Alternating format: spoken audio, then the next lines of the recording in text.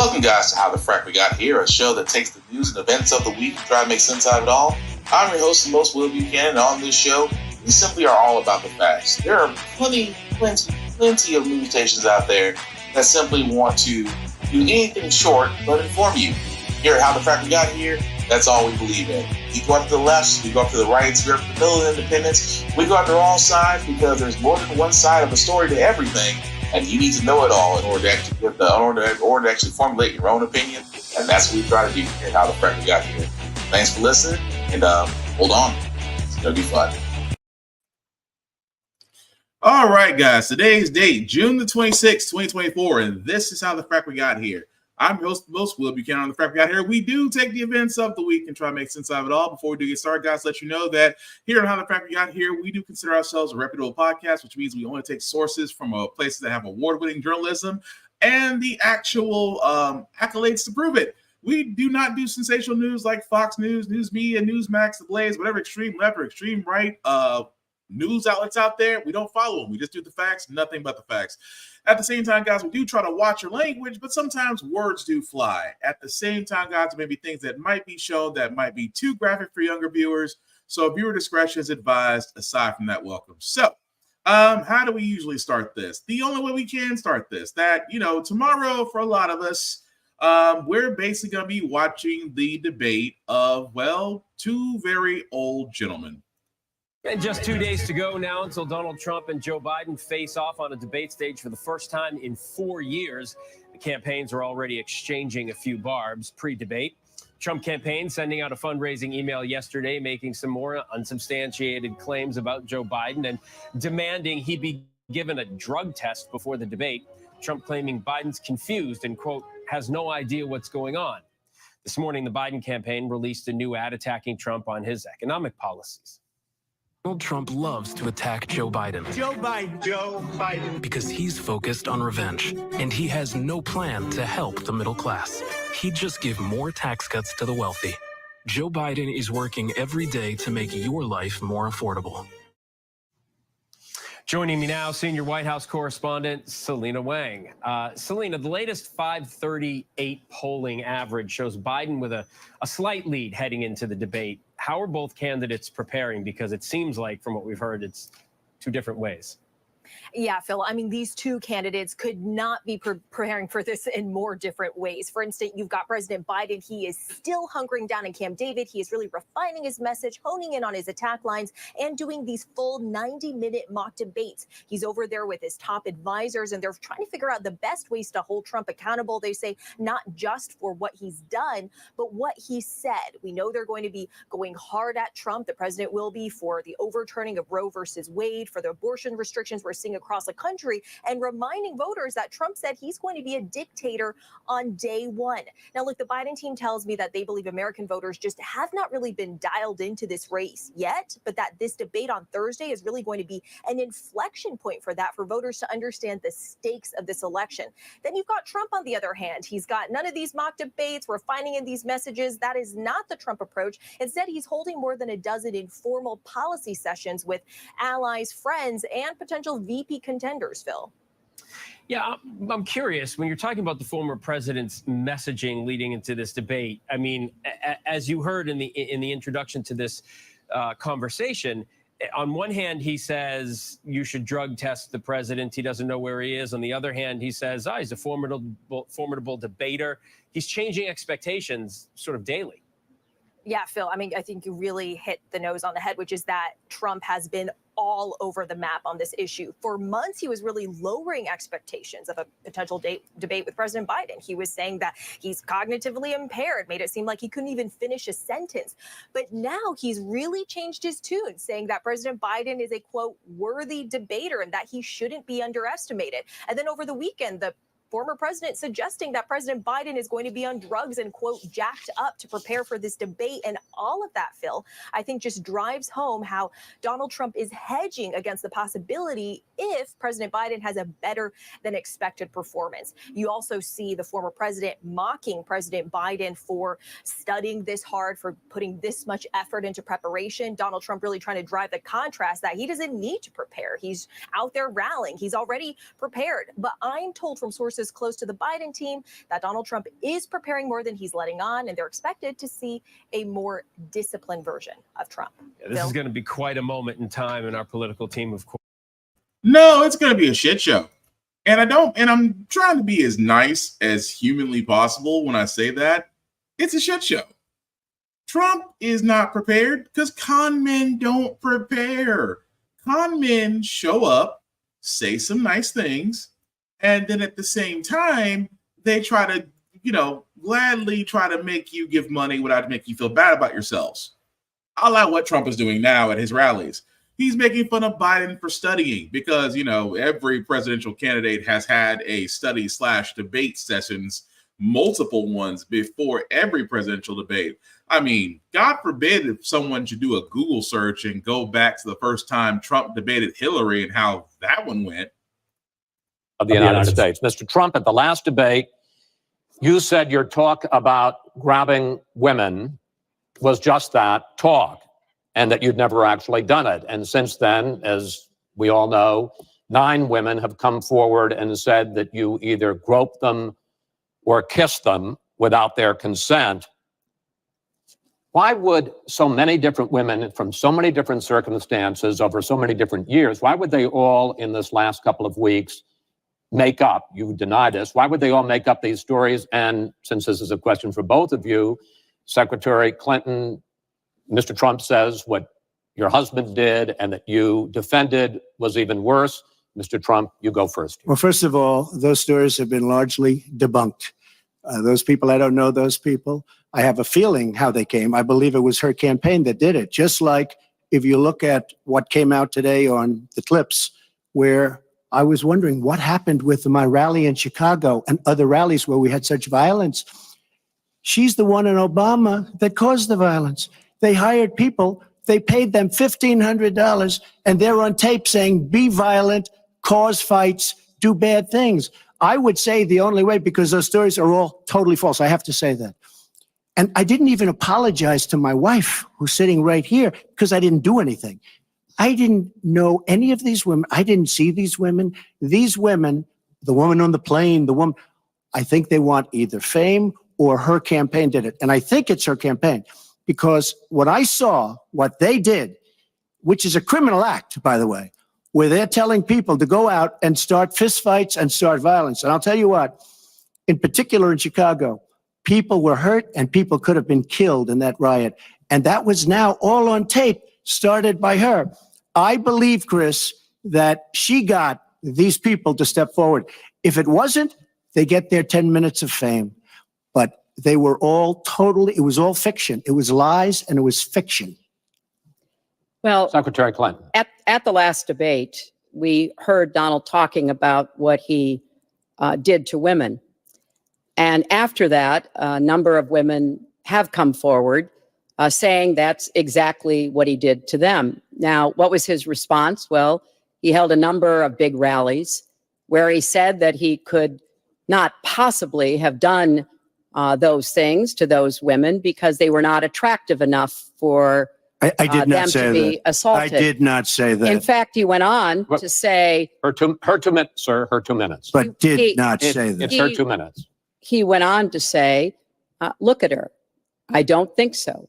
About another woman, he said, that wouldn't be my first choice.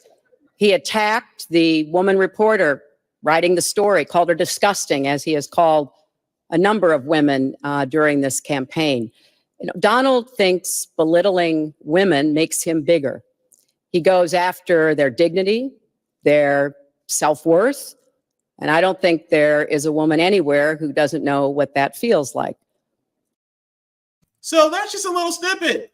That was 2016. When Trump was on this whole thing of, I could be president, I could do this, I could do that. Remember that guy? That guy who, again, was in the middle of multiple allegations, which now, fast forward 2016 to 2024, that he's now a convicted sexual assault predator. He's a convicted felon now. He is a convicted felon because of his mortgage fraud. He's convicted of his sexual assault case that was brought up. that has yet to be recalled, that has yet to get appeals done, by the way. That was 2016.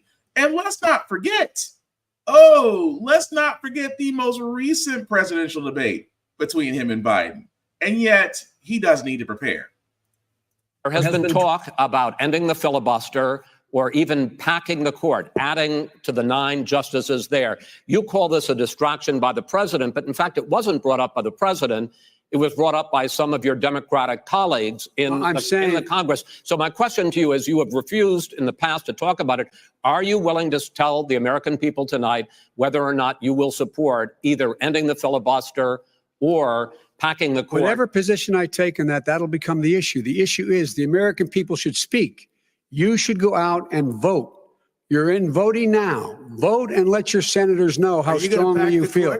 Vote now. You're going to pack the Make court? sure you, in fact, let people know He doesn't want you're a to answer the senator. question. I'm not going to answer the question Why because, wouldn't you answer that because question? the question is, the question is, Justice, the radical question- left. Will you Who shut is up, on, man? listen, who is on your list, Joe? This Who's is on your so list? right. Gentlemen, I think This we've is ended so this. He's going to pack the unprecedented. court. We have ended. I'm not going to give a list. We have ended. Hey, NBC News. So again, literally, for a guy who's going to call Biden old or say he's not focused or he's going to destroy him in the debates, I just showed 2 clips. One where Hillary Clinton back in 2016 literally called everything that was going to happen to Trump. And then the presidential debate with then Biden, where he just wanted to accost him.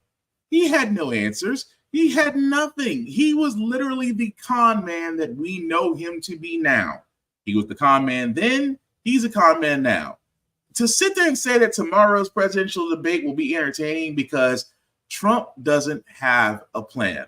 Will, didn't you see his economics plan? Yes, he wants to put a 10% tariff on all imports. He called himself a tariff man, not understanding what that meant. The fact that when he did put tariffs on all imports, it caused prices to increase across the board. Because I don't know if Trump realized this, a lot of America's consumerism comes from buying things from other countries. And you just raise the rates.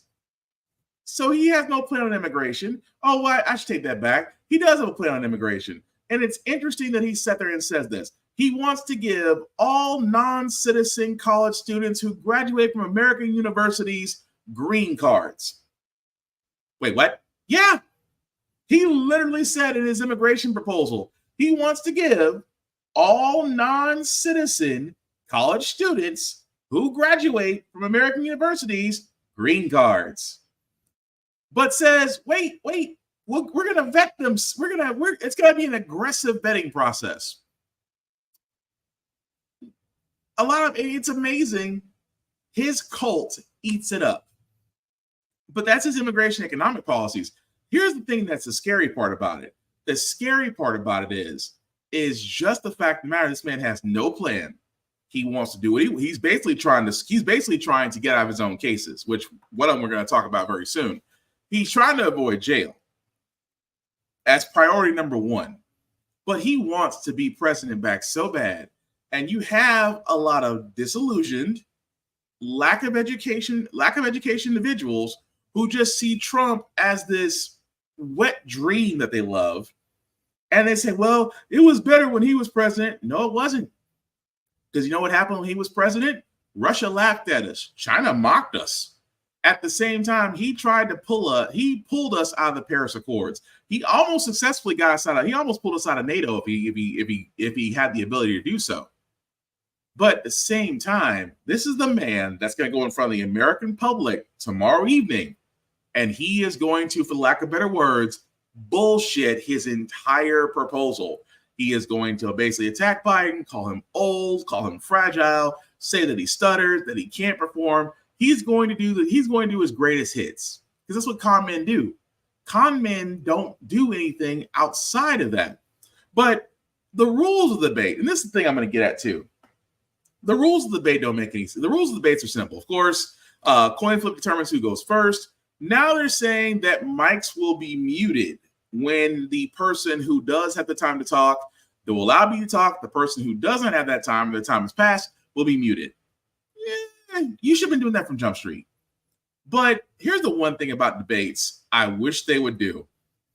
That this journalist out of Colorado, Kyle Clark, what he did with the Colorado GOP primary should be exactly how every debate should go from now on.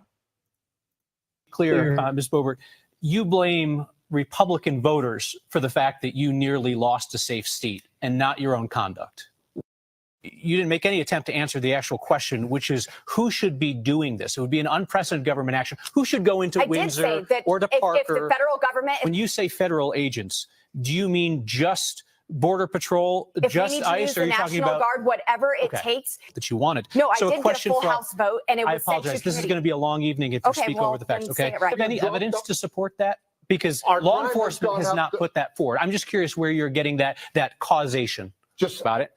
How would that work if the National Guard or the military were to come into Douglas County where you live and start rounding people up? Mr. Holtorf, you've been interrupting people constantly. I would ask you to stop. Ms. Flora, could you please answer the question? Yes. Bringing an out-of-state National Guardsman or the U.S. military in Douglas County, do you feel like that would work? Not into Douglas County. Move on. The question was about the actual work of rounding people up in Douglas County. But we took a couple tries at that. Ms. Boebert, this session of Congress is on track to be one of the least productive in history in terms of the bills passed. Your Republican House colleague Andy Biggs said, "We have nothing to go out there and campaign on." Another House Republican, Chip Roy, said the Republican majority does not have one material, meaningful, significant accomplishment. That's what the Republicans are saying. What has the Republican majority in the House done about the price of groceries? What we need to do to begin and how does that impact food prices? I'm sorry, I'm just trying to clarify. When we are selling our resources. Opportunity, if you would like to answer his question, which is the number of bills you've prime sponsored that have been signed by the president. So my Pueblo Jobs Act has been signed into law. A number, please. That is one. Got it. If parents were to take your advice seriously and pull all the kids out of public schools, what would America without a public education system look like? Okay, I was hopeful for an answer about what would happen if folks followed your advice and pulled all the kids out of public schools, but we'll leave that for another conversation. You resigned your position as House Minority Leader after your drunk driving arrest surfaced this year. And my question is not about what you did while drunk, which for anybody who missed it was speeding up I-25 at 90 miles per hour so fast a trooper thought that you were trying to race him. Then you reached for your gun during the traffic stop. You asked the trooper to call the State Patrol's lobbyist. Then you asked him to keep the arrest out of the media. My question to you is about what you did while sober. You did not disclose your drunk driving arrest to your Republican colleagues when they were considering you for leader and electing you. Yeah. What does that tell voters about your judgment? Mistake not to tell your colleagues when they were considering you for leader, knowing that you had something so big and embarrassing in your recent past. Yeah. It was about the softest reference that he could have made, but do you want to talk about the theater thing?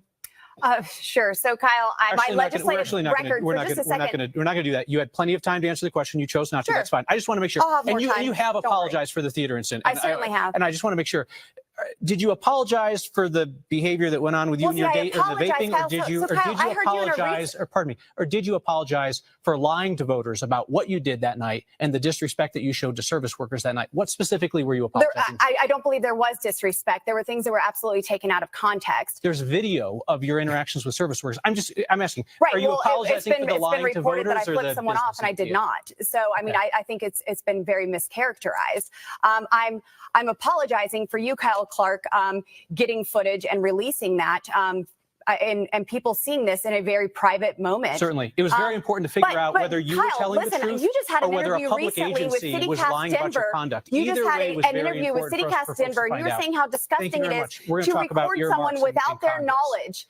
Let's talk about the use of earmarks in Congress. You did that very same thing and released it to the world. Members request funding for pet projects. That's what an earmark is. And some Republicans have rejected that process as like wasteful and corrupt and that kind of thing.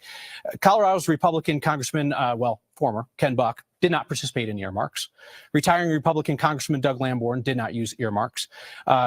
Ms. Boebert, when you were elected to Congress, you said that earmarks were wasteful. You said they foster corruption. You said they're a way to buy votes. And then you decided to start using them too. Ms. Boebert, you've repeatedly taken credit for projects in Colorado that you asked for funding for, but then you voted against the bill in the end. Bridge over the Roaring Fork River in Glenwood Springs, water treatment plant in Gunnison, I-70 interchange in Grand Junction. You're able to vote no and get the praise for voting no because you know that there are enough other Republicans who are willing to vote for those bills so they'll pass. My question for you is this, and just a short answer, it truly is a yes or no question. if you were the deciding vote, would you still have voted no and killed all of those projects in Colorado that you now take credit for? Yes, and I would have worked for a Thank you very much process. I for would that have worked answer. for a process. You told a State House colleague who had lost his son in the Aurora Theater shooting that he needed to let go of his son's murder. You called a legislator of color buckwheat during a floor debate. You suggested that people with disabilities are like people who took the risk of running with the bulls in Pamplona.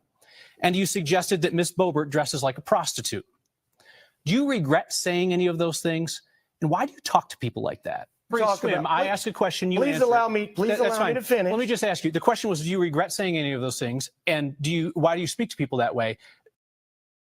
Woo! That is how you should do a debate. That's how a debate should be moderated.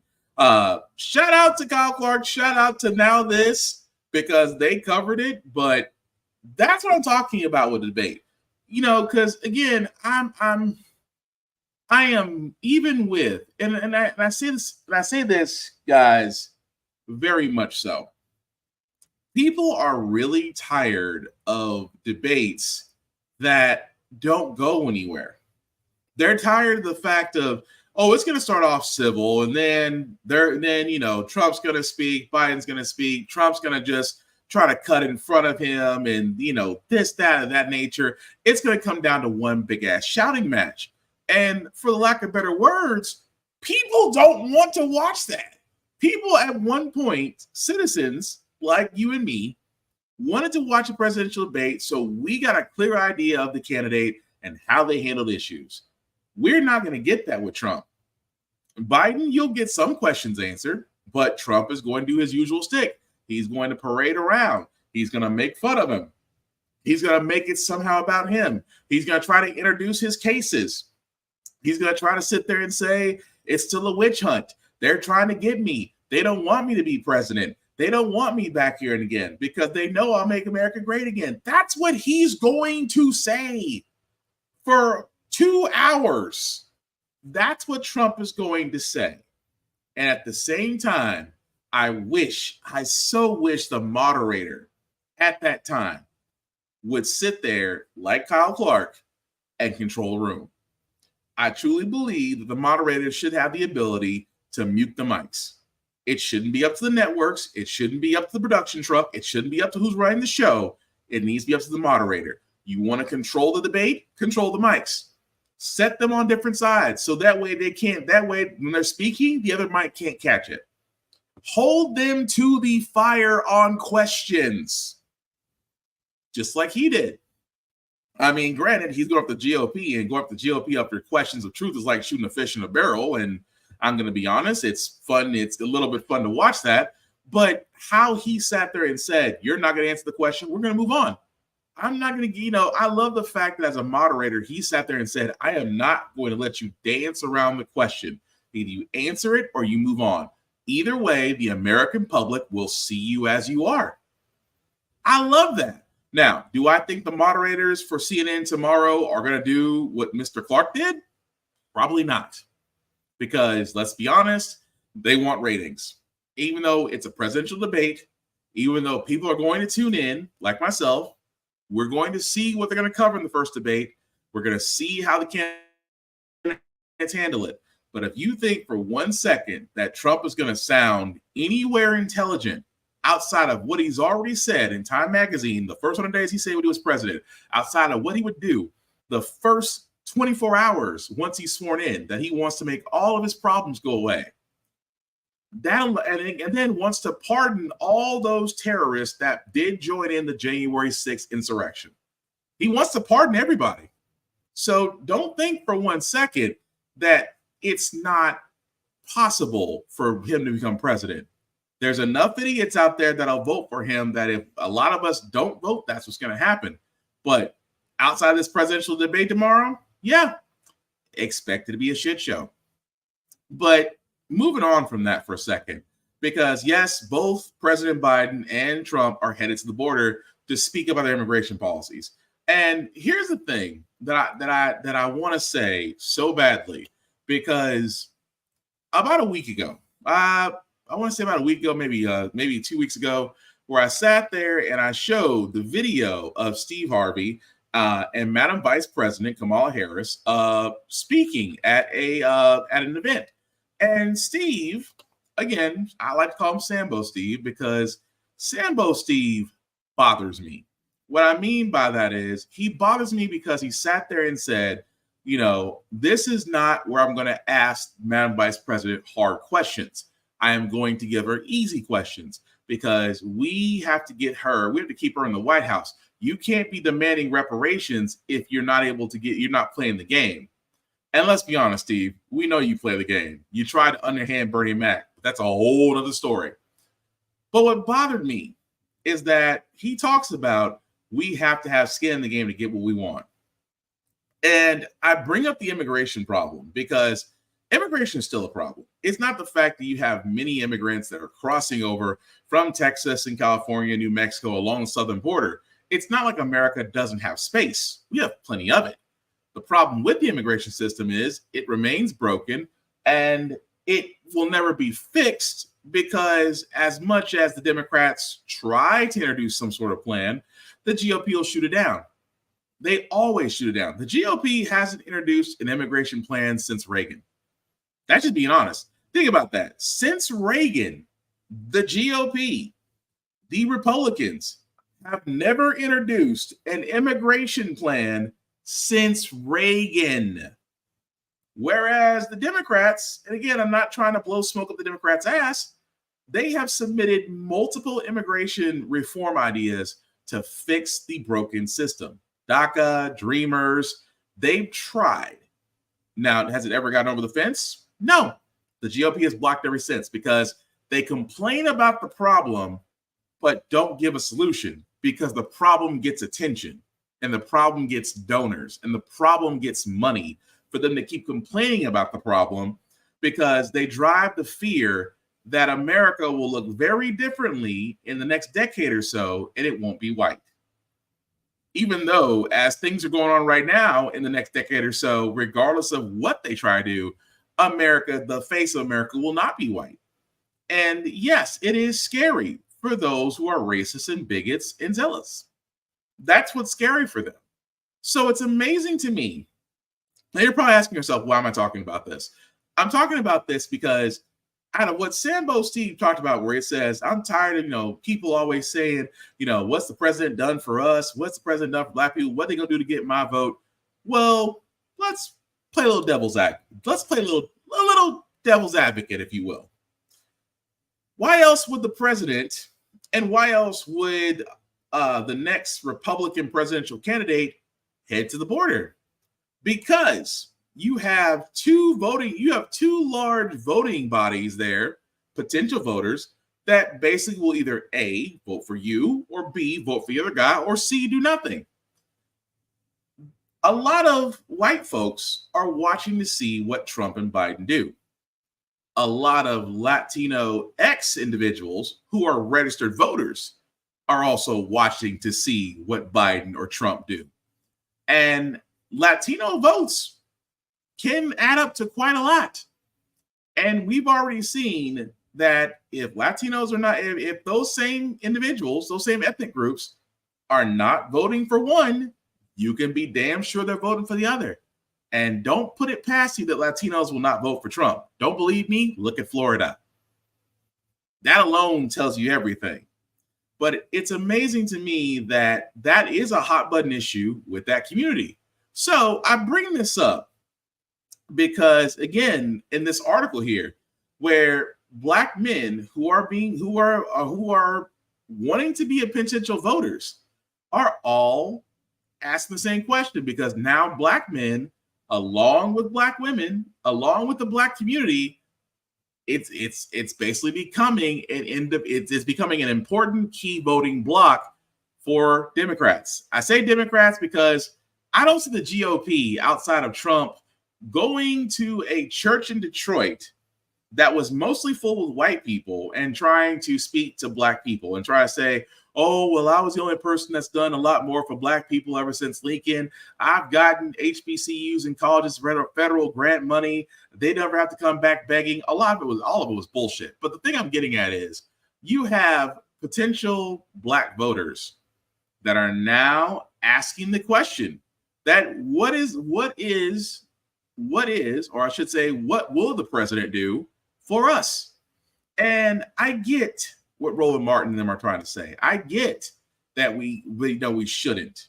But again, let's play devil's advocate, because obviously immigration reform is going to lead whether or not votes sway one direction or another. Why is it so hard to believe that a president or presidential candidate can't speak to a certain aimed group of voters and say, you guys have been ignored? You guys, every system that is put in place has been designed to work against you. It was never for you. It was designed to work against you. Why is it so hard for that to be said? And even more so, what will you do? That's pretty much what Black people are asking. And it's a fair question. What will you do? Because what killed me was Kamala Harris Madam Vice President Kamala Harris tried to sit there and say that she came up with a conglomerate with other tech companies to help with housing. And Madam Vice President, I mean this with all the respect in the world, but I have to pull a Kyle Clark here. What actual accomplishments that have you done that have actually helped Black people, your constituents? I had to put it out there. What accomplishments have you done? Sure, you've made history as being the first Black female, being the first Black vice president. You made history. You helped bring in Ketanji Brown Jackson as the first Black woman to be a Supreme Court justice. You've made history. You've made history on getting things passed out of a watered-down Build America plan that was actually more progressive than it was moderate, but you were still a swing vote because it needed all Democrats because no Republican would vote for it. Outside of that, what other accomplishments do you have? Because this is what your Black voters will be asking. And I think it's a fair question, because we can't sit there and say, oh, we'll do this for the greater good. Because if you want to be honest with you, if I want to be honest, Black people have been voting for the greater good since, honestly, the last Bush. Since when it came down between Clinton and the original Bush, not Bush 2.0. He came much later. But when it came down to Clinton and Bush and everybody was scared, what they do? Go to Clinton. Let's go to Clinton. That made more sense. He played on Arsenio. He played the saxophone on Arsenio Hall. He seems cool. He smoked weed. He inhaled. Why not?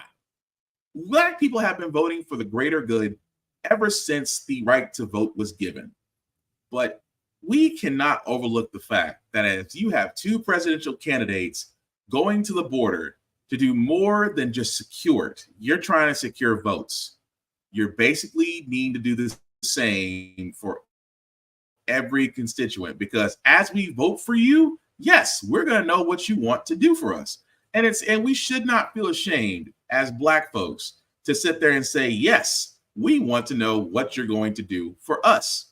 Because here's the crazy part. Now, and I bring this up before I move on to the next subject, because remember the Fearless Fund? You know, the fund that only issued grants to only Black women entrepreneurs, and that a white man said that, hey, this is discrimination. How dare this group of Black women who have funds give their funds to only other Black women who want to be business owners?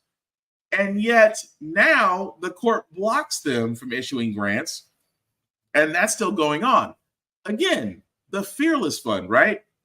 Just a couple of days ago, the Small Business Administration offers $30 million in grant funding to women business centers. This includes a variety of projects, including funding to open a center in the U.S. Virgin Islands.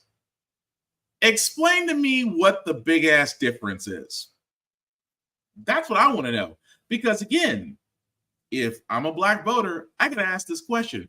How come a small conglomerate of wealthy Black women who only want to uplift and empower other Black women to become entrepreneurs get shut down because of their exclusivity, but yet the Small Business Administration can offer a $30 million grant to women business centers and nobody bats an eye?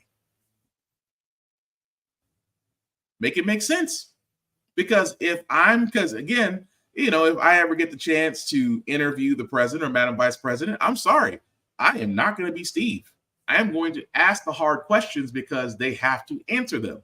Because, like I've said on this podcast, guys, the Democrats could have sat there and instead of waiting for an election year, could have done everything that they're doing now, trying to get prescription drug costs lowered, trying to get life-saving medication lowered to under $5 or $10, to actually get college, to actually help us out on the student loan plan, which I'll get to momentarily.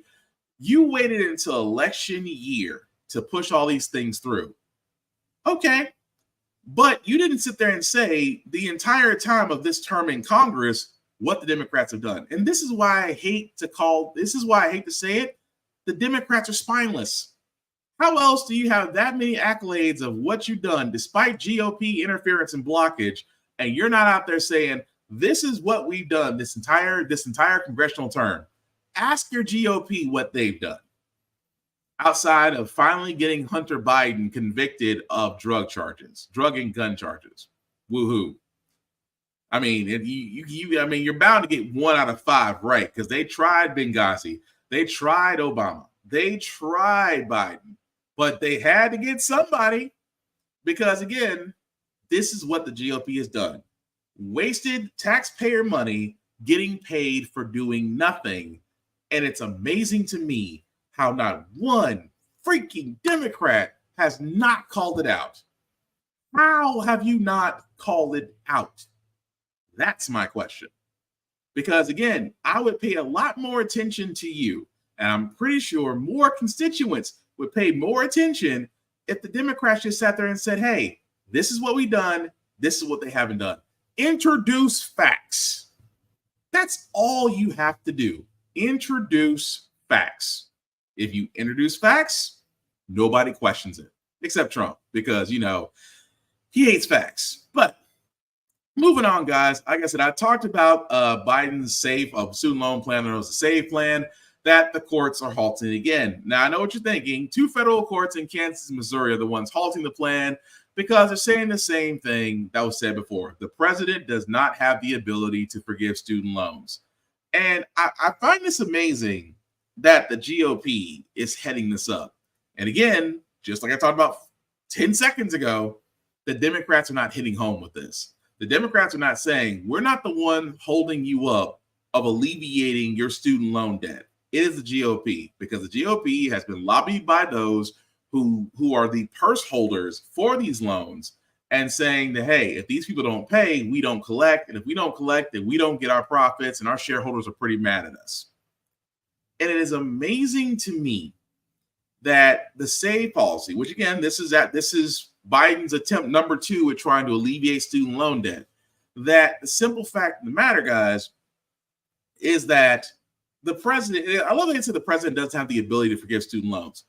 Should I bring up the PPP loan, the PPP program that was pretty much garbage that went down during Trump's presidential run? You know, the $787 billion plan that was supposed to help during the pandemic, that was a terrible thing, that almost everybody could get a PPP loan.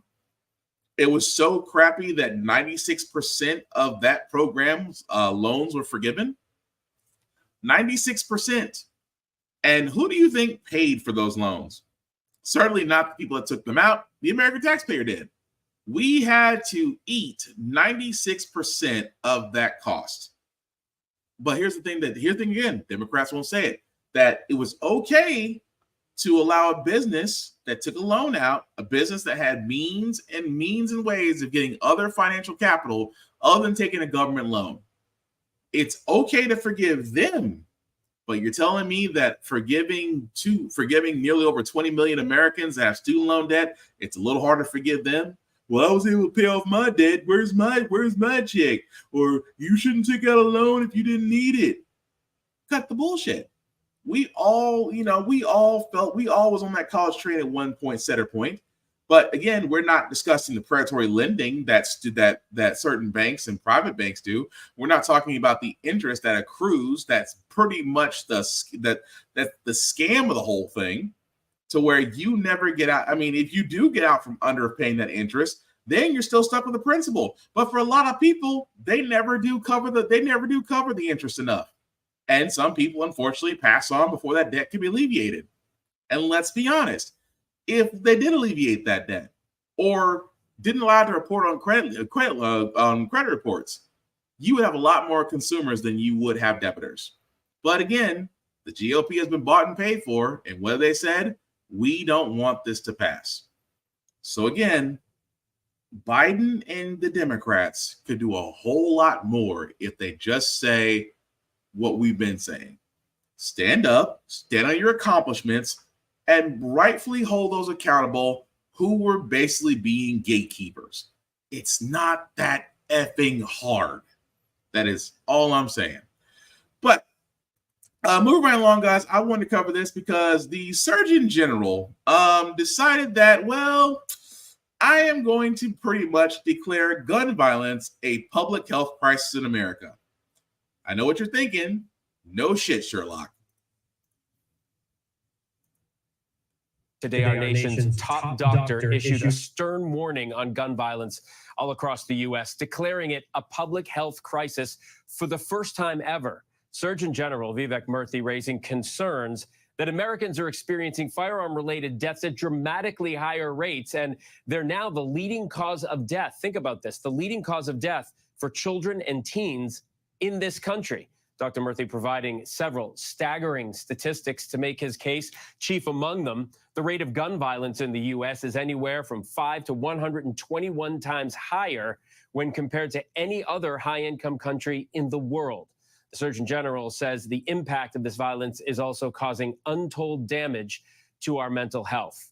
Joining me now to discuss United States Surgeon General Vivek Murthy. Dr. Murthy, thank you so much for taking the time to talk about this today. I know a lot of people for a long time have been wanting this to happen. Your advisory outlines how the impact of gun violence goes beyond deaths and injury. It actually leads to cascading harm and collective trauma across societies, threatening the mental and physical health of everyone, but especially young people.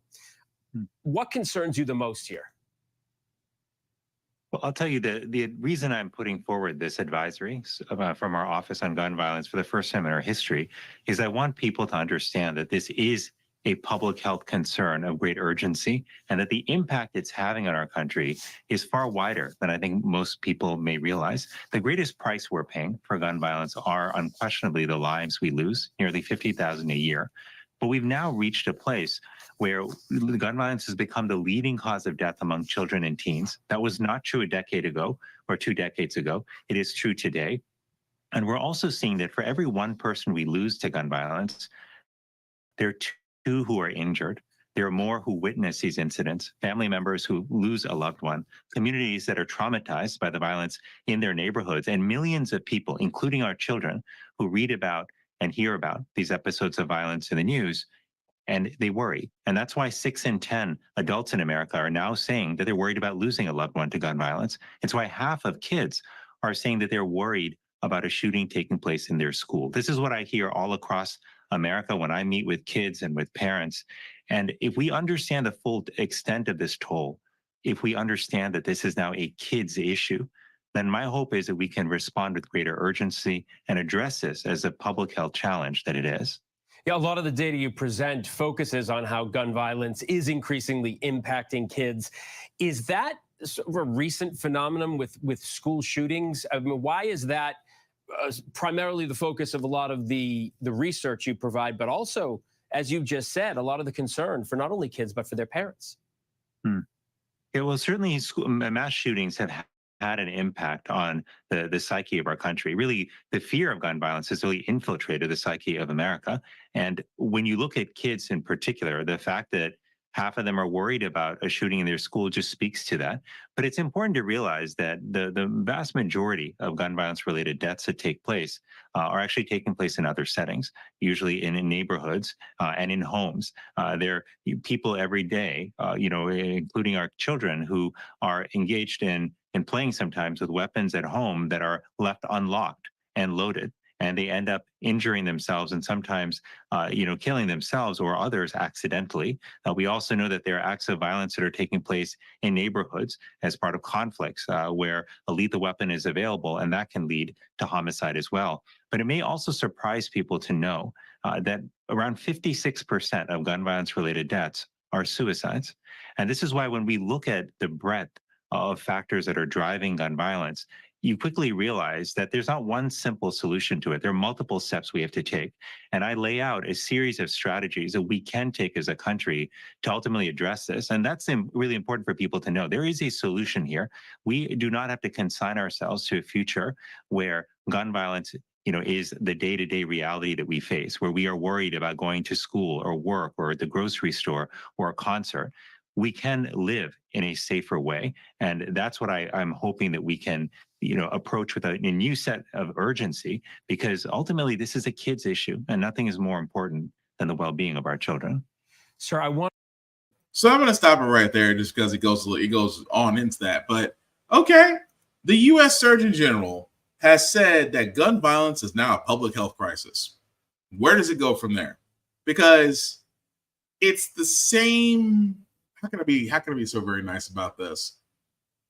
I feel like it's the merry-go-round that literally everybody gets on and will get off once it reaches its rotation. What I mean by that is, and I hate to put in these terms, we have a tragedy. There's a school shooting. There's national media attention. There's psychiatrists. There's gun people involved, and then you hear those three letters: the NRA, Fox News.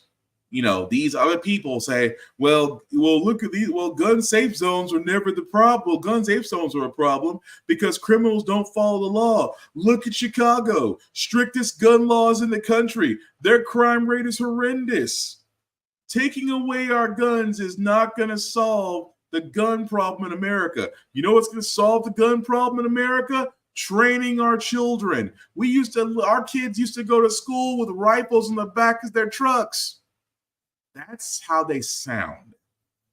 Whereas, again, a long time ago, that a bill was put through Congress that was going to allow the CDC to study mental health and, as they call it, mental health and firearms in America.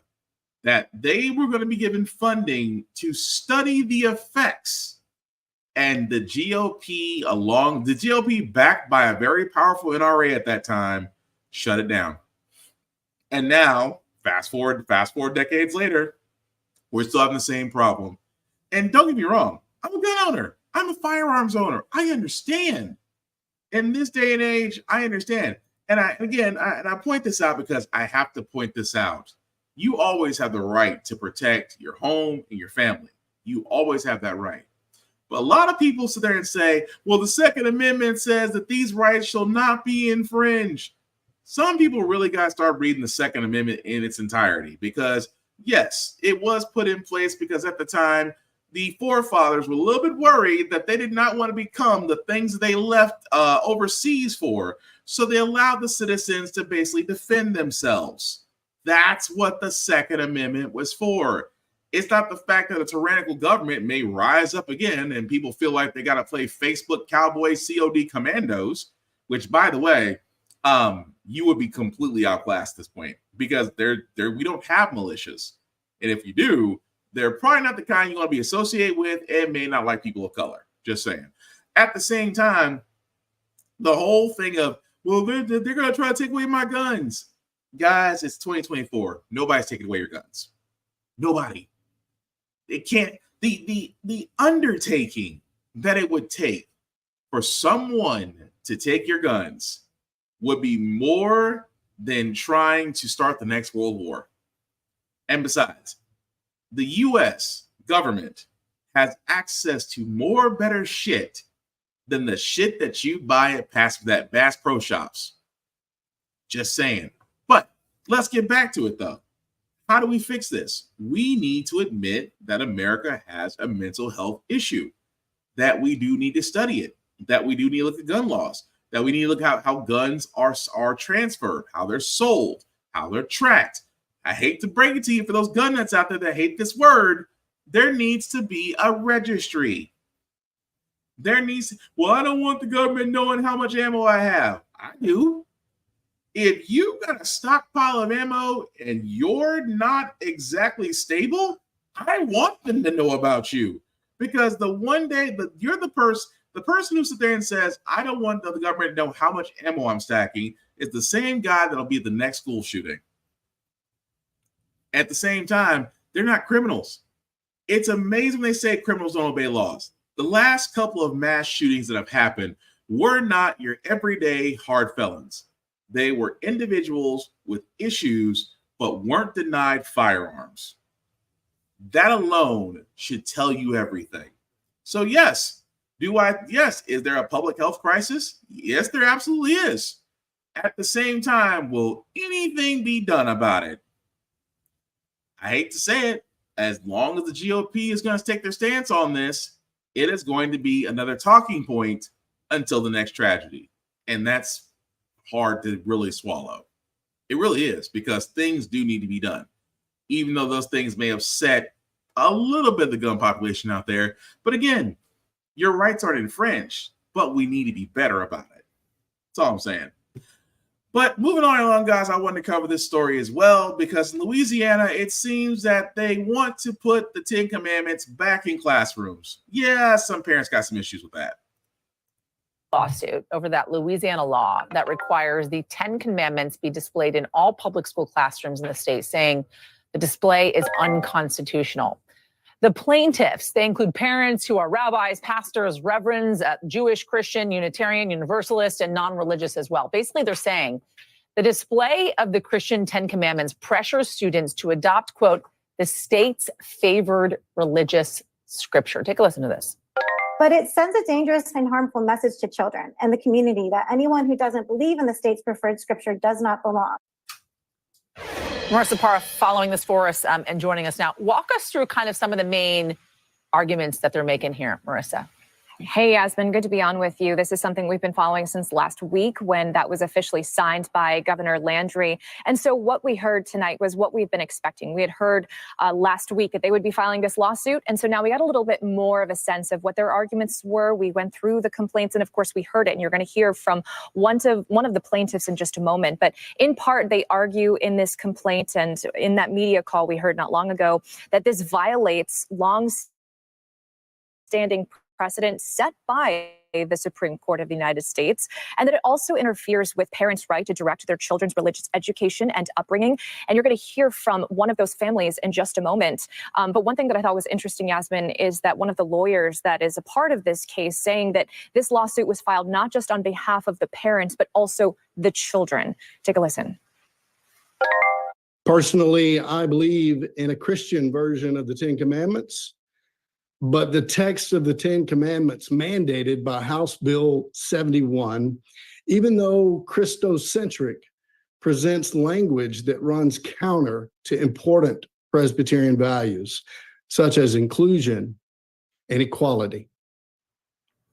Now, something I also thought was interesting in terms of the timing. So the law is effective already. This was signed last week. And so in terms of when the law is required to be upheld, that is, these classrooms in Louisiana required to display the 10 Commandments, right, that is effective come 2025, Yasmin. So the hope here, now that they've filed this, they're hoping they're going to have a hearing. They're seeking an injunction. And their hope is that they can get this overturned, if you will, in some way, shape, or form to stop this effectively before that deadline of 2025, Yasmin. So two things here. If you're looking at 2025, then are we looking at January of 2025? So when kids return to the classroom in 2 months or so, this still will not be in effect. And with that all being said, are we likely headed towards the Supreme Court with this thing? Great questions and important ones. So you could absolutely see classrooms before 2025 implementing this, but it is not required until the start of 2025. So the idea being you can have classrooms without it at the start of winter break in December, but by the time they return, if everything remains as it is exactly right now, Yasmin, they would be required. All of those public classrooms would be required to display the 10 Commandments on some sort of large poster-sized display. And then regarding the Supreme Court of the United States, it's another important thing here. We talked about that precedent that was set roughly 40 years ago, Stone versus Graham in Kentucky. And so what we could see this rise to the level of Supreme Court. And the idea here is that this is a violation of the precedent that was set. And so there is some thought that maybe this in general was, signed with the hope of it rising to the Supreme Court. And this is a conservative Supreme Court. So there is some question as to how that would go if it rises to the level. And of course, we'll stay on top of it every step of the way, Yasmin. So yeah, long story short, parents are suing because, well, what is the whole point of having the separation of church and state if you're just going to insert church back in the state? Yes, the Ten Commandments can be seen as offensive to those that might not be of the Christian nature, although it is public school. Theology has no place in public school. And yet, Louisiana feels like we need to bring Christ back into the classroom. I hate to bring this all back to voting, but do you see why I keep saying voting is important? Because those religious nuts got elected. Those on the crazy side got elected. And those that are put in place are the same ones that'll turn around and institute policies just like this. Because let's be honest, if you want to stop kids from critically thinking, if you want to stop kids from actually becoming progressive, productive adults, you attack education, specifically public education. Because you notice they're not ever going to attack private education because they would rather give public funds to private education. But that's a whole other story. Getting back to 10 Commandments, though, I'm glad the parents are suing because, again, they should. Me, I'm on the other side.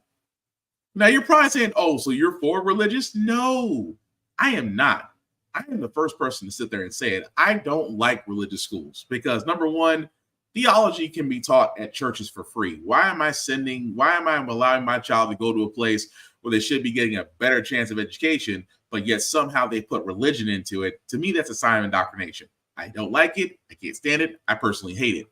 However, if they choose to start putting religious scriptures in public schools, here's how you call them hypocrites, because they say it's about religious freedom, right? They say it's about putting Jesus, they say it's about, not having their religion suppressed. They say that all the time, right?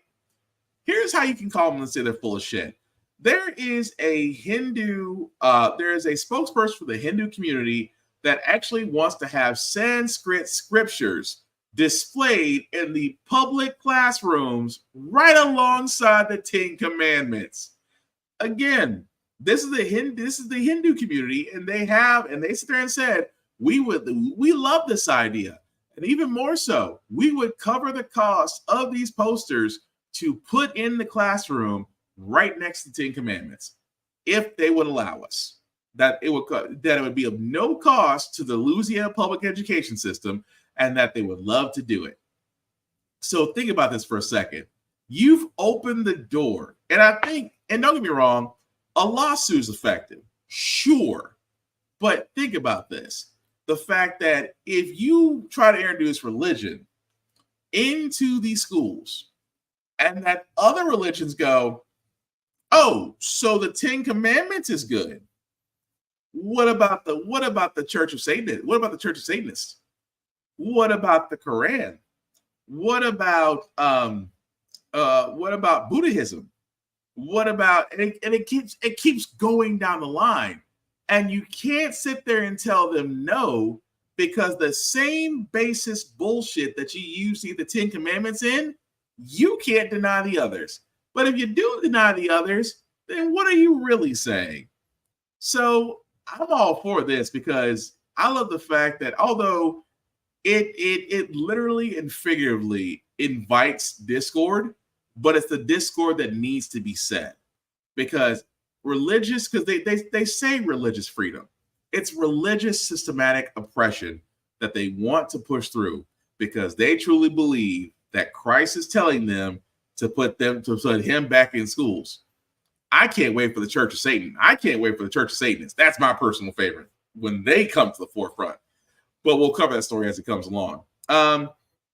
I also wanted to play this from last week because about a couple of weeks ago, the Negro League, we did find out from Major League Baseball, the Negro League's statistics will be introduced into the Major League Baseball statistics and merging together. And, for everybody to know who Josh Gibson is, or Reggie Jackson is, or a lot of others, woo, it's going to make a lot of baseball purists mad because, you know, all their heroes are white. But anyway, Reggie Jackson said something so profound that was basically on Fox Baseball.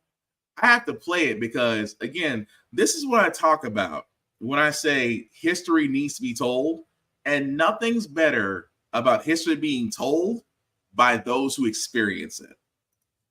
Baton has been passed for over a century here. We've been talking earlier about if it wasn't for the Willie Mays, the Jackie Robinson, the Reggie Jacksons, the three of us wouldn't have an opportunity to play.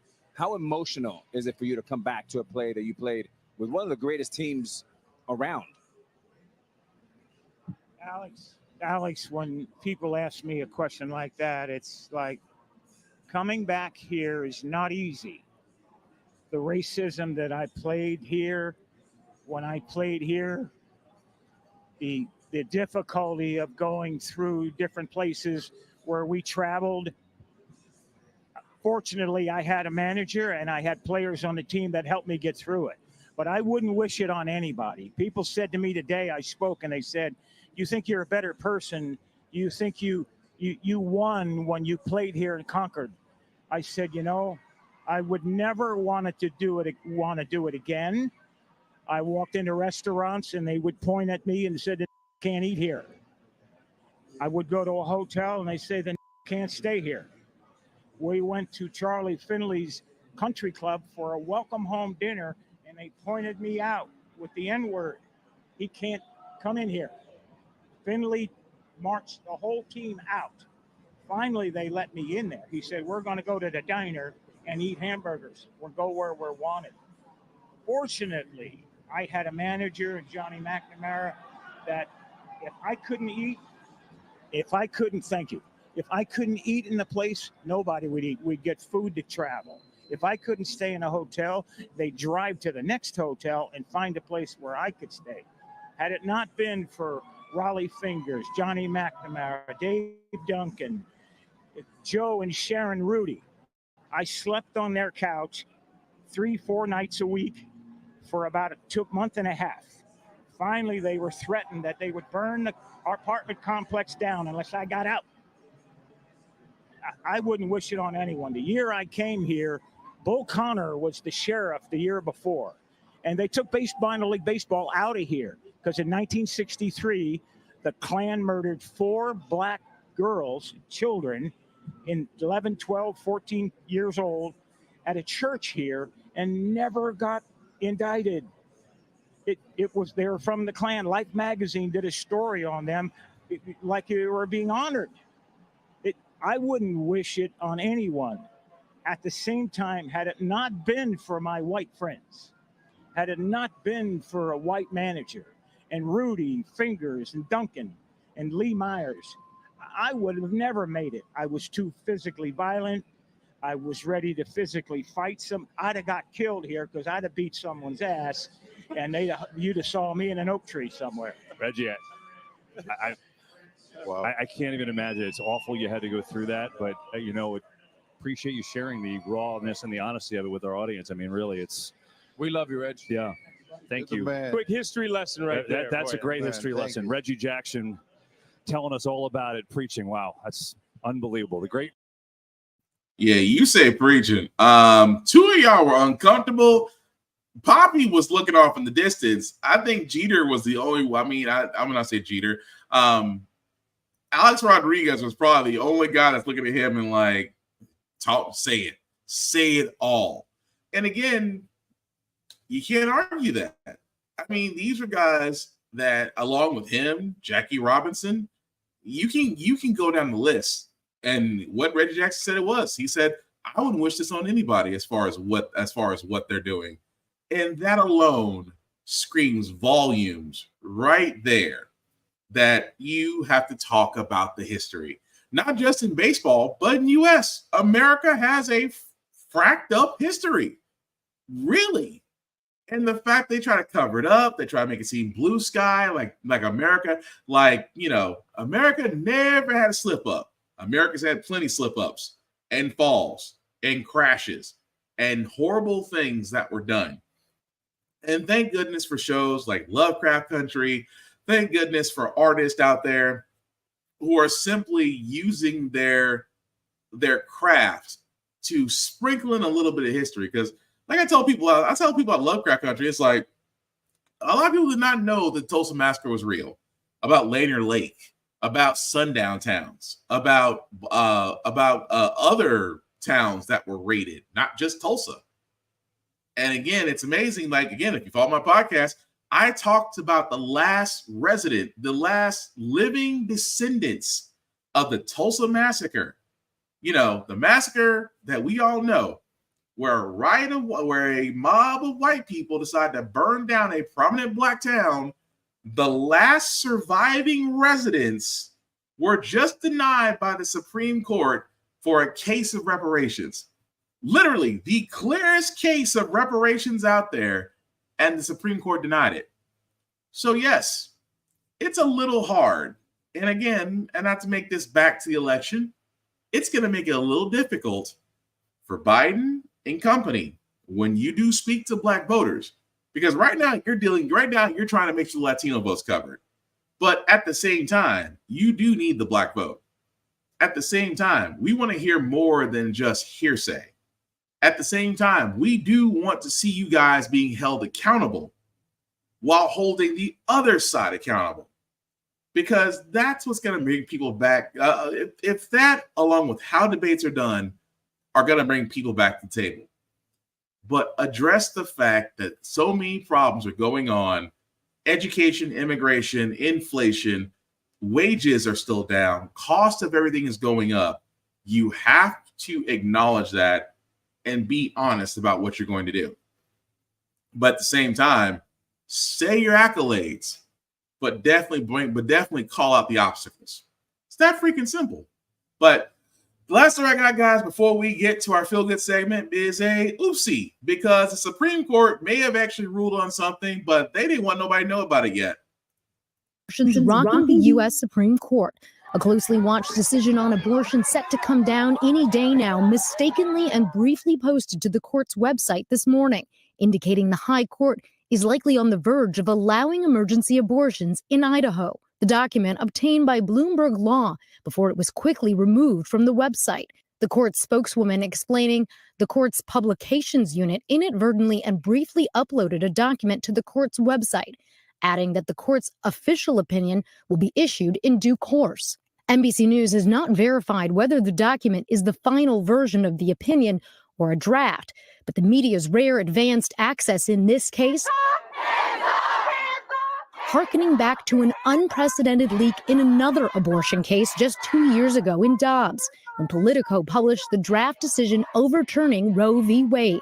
The current battle over Idaho's law, which criminalizes nearly all abortions except to save a mother's life.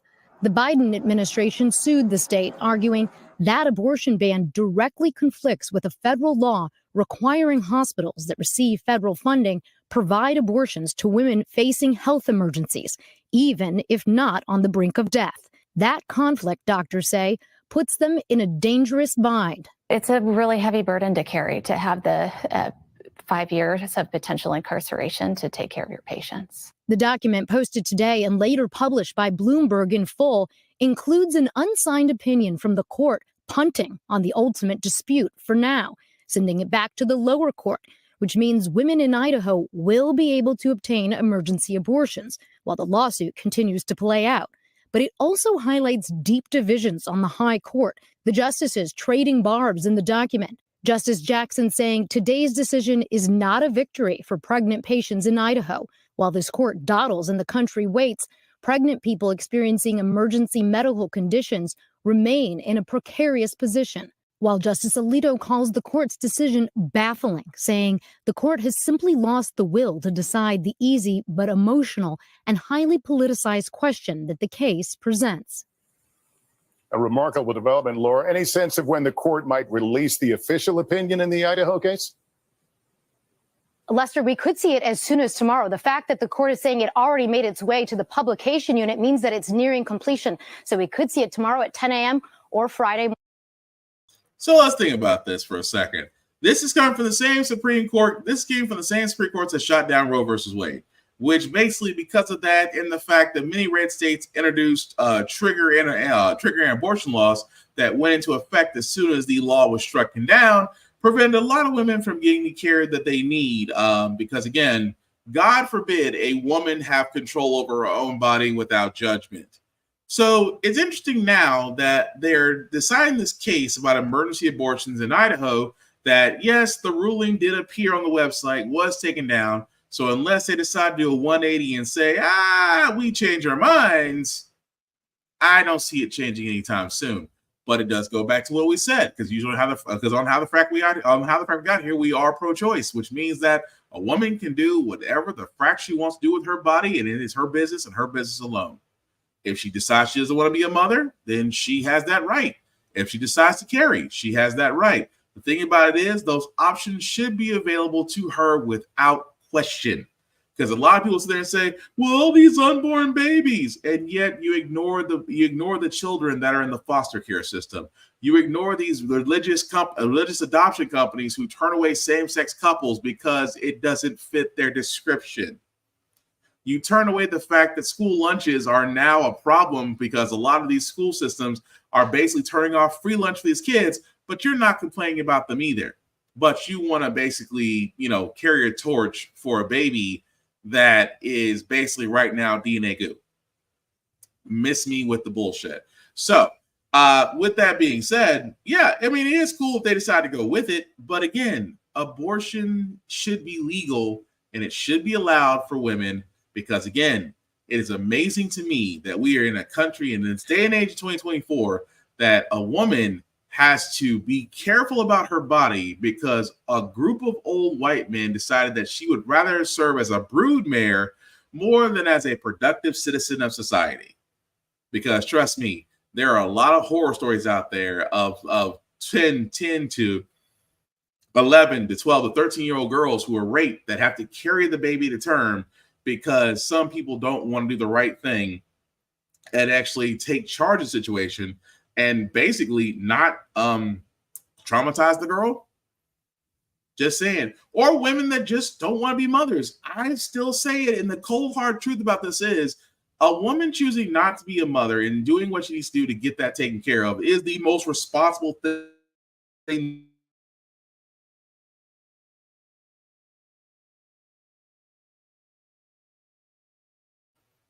That's irresponsible. But I digress, as we will simply follow out and see what happens from there. I think we may have dropped out for a second because I guess I must be getting too real. Because when you get too real, they start cutting you off. It lets you know Big Brother's always watching. But anyway, we're gonna get to our feel good segment, guys, because usually how the Frack We Got Here, we usually cover a lot of things that are doom and gloom. Sometimes make you use your faith in humanity. But hey, it's Wednesday, hump day. Tomorrow is Friday, which is Thursday. We will leave you guys out some good vibrations, especially with the Olympics, Paris 2024. And I always want to cover this story because I think this young woman literally got a bad rap because all she did was smoke a little weed that prevented her from being in the Olympics from being in the Olympics last time. But now she's definitely on her way. This morning, more Olympic dreams are coming true. At the U.S. Olympic track and field trials in Oregon overnight, sprinting sensation Sha'Carri Richardson flew to victory in the women's 100-meter. Sha'Carri Richardson, 10:70, setting the world's fastest time this year and racing her way to Paris. I cannot wait to go to Paris and represent. The win marks a second chance for the 24-year-old Dallas native who was Tokyo-bound in 2021 before testing positive for THC, chemical found in cannabis. Richardson then missed the Tokyo Games. Every chapter I've been through in my life designed to prepare me for this moment. Take care, Mark. And in the pool Saturday night, Katie Ledecky swam to another trials win in the women's 800-meter freestyle. Ledecky is going to defend her Olympic gold in Paris. As Caleb Dressel claimed his latest victory in the men's 100-meter butterfly. Dressel looking good again for the second straight night. It's tough making it through the trials. This is more nerve-wracking than the Olympics. Meanwhile, in the women's 200-meter individual medley, Alex Walsh's second-place finish was good enough to punch her ticket to Paris. The Tokyo silver medalist now joins her sister, Gretchen Walsh, on Team USA. I didn't know if I was going to make Paris after she made it. I'm just happy that we could go together and live this dream that we've been dreaming for so long. Still to come tonight on the track, the men's 100-meter semifinal and final rounds, with 3 one-time world champions all in the running. Noah Lyles, the defending 100-meter world champion, easily qualifying for the men's semifinals overnight. I'm glad to be happy. I'm glad to be out here. I'm glad to be racing and feeling like myself. And back to the water for a moment. USA Swimming says so far 44 pool and open water athletes have been made. So let me stop it right there because he's just talking about what's actually happening.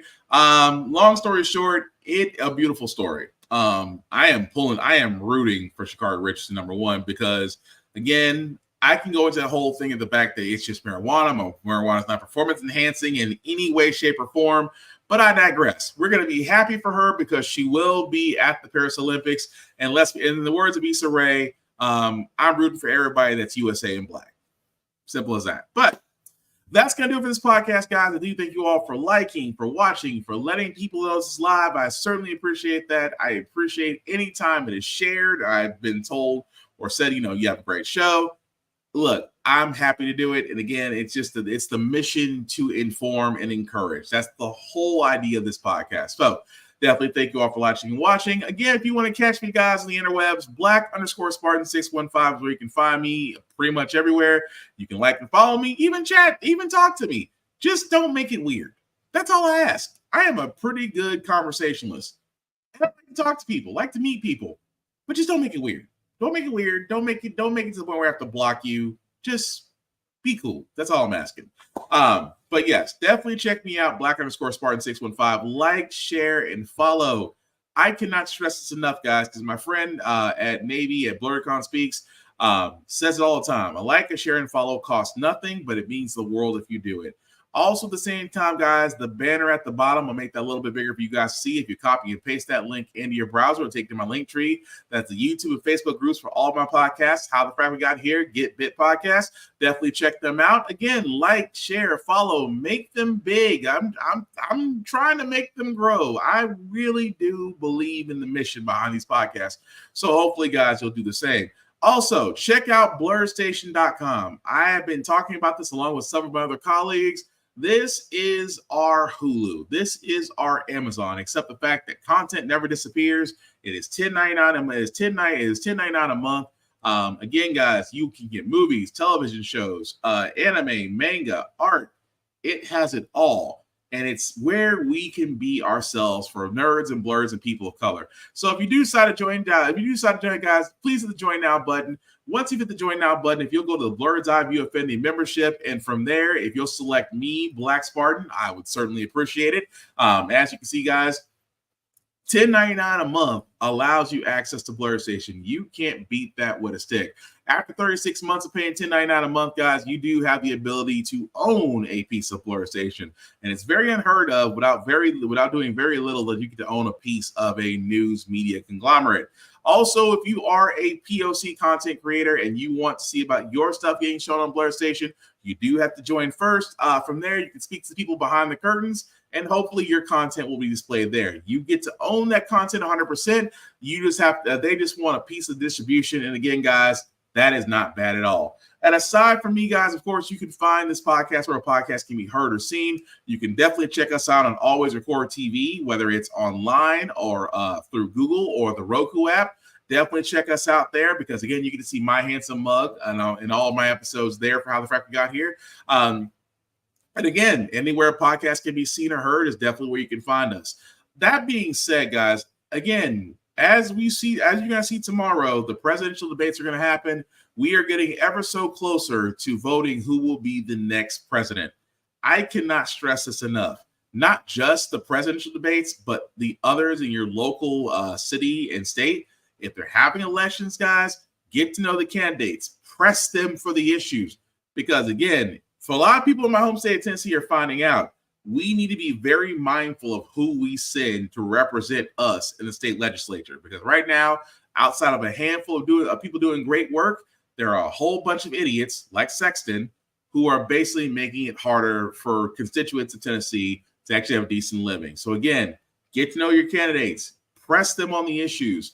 And if you yourself feel like you would make a good public servant, whether you want to serve locally or statewide, definitely check out plenty of sites. And I'm going to actually start doing that. I'm actually going to start bringing up sites to where if you are interested, you can check out this site, as it can help you as far as how you can sign up, how you can run for office, and go from there. Because again, the whole mission of this, guys, is to really be informed. Not only be informed, but to act. We can no longer sit there and hope somebody else gets it right. It needs interaction. Otherwise, history will repeat itself. That being said, guys, the last thing I'll say about how the Frack We Got Here, it's all about staying informed. We're not trying to reinvent the wheel. We are simply giving you all the information allowing you to make up your own mind. But we do provide a logical perspective that goes along with it. We do better as a society once we're informed. We're progressive. We move forward. We try to right the wrongs of our past by making decisions now that we should have done back then. Like electing our first Black woman to the Supreme Court, electing our first Black woman to the Federal Board of Governors, electing our first Black woman as a National Cybersecurity Director. All great things. When we don't learn from history, we are doomed to repeat it. That's when we keep asking ourselves, why does everything go about our paycheck? Why are we electing different politicians but still the same old game in Congress? And most importantly, how the frack we got here. Thank you all for watching, guys. Please take care of yourselves and each other, especially in this heat, and we'll all get through this. Hydrate, stay safe, guys. Peace.